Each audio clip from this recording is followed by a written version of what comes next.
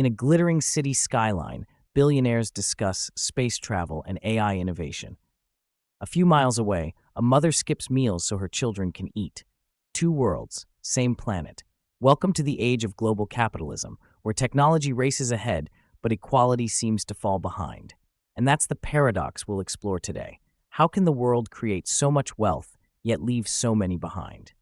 Welcome back to the Learning Studio. You're watching our political science series, and in today's episode, we'll unpack global capitalism and inequality, a topic that sits at the heart of modern politics and economics. We'll discuss how capitalism became the world's dominant system, why inequality is rising, and how these forces shape democracy, populism, and global justice. And in our next episode, we'll explore the future of global order, asking how power, technology, and climate will redefine the world we live in. The rise of global capitalism. Capitalism, an economic system based on private ownership and profit, emerged in Europe during the 16th and 17th centuries. With the Industrial Revolution, it transformed the world, fueling innovation, trade, and urbanization. In the 20th century, globalization made capitalism truly global. Companies spread across borders, supply chains connected continents, and financial markets became interdependent. Capitalism lifted millions out of poverty, especially in countries like China and India, yet it also deepened inequality within and between nations. The inequality puzzle. According to Oxfam, the world's richest 1% own more wealth than the bottom 99% combined.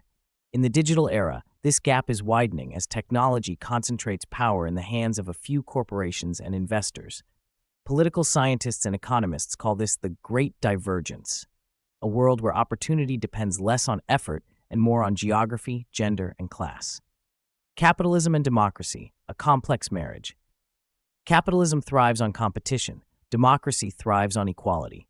When the gap between rich and poor becomes too wide, democracy begins to crack. Rising inequality fuels populism, political polarization, and mistrust in institutions. We see it in movements like Occupy Wall Street, Brexit, and protests against corporate power worldwide.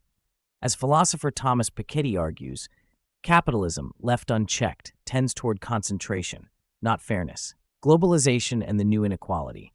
Free trade and open markets have created immense wealth, but also winners and losers.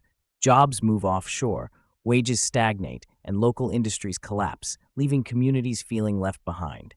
This frustration fuels populist politics, leaders promising to protect the ordinary people against global elites.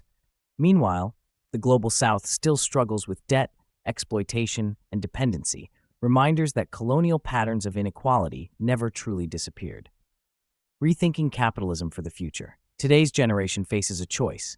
Do we accept inequality as the price of progress, or can we imagine a more inclusive form of capitalism, one focused on sustainability, fair wages, and shared prosperity?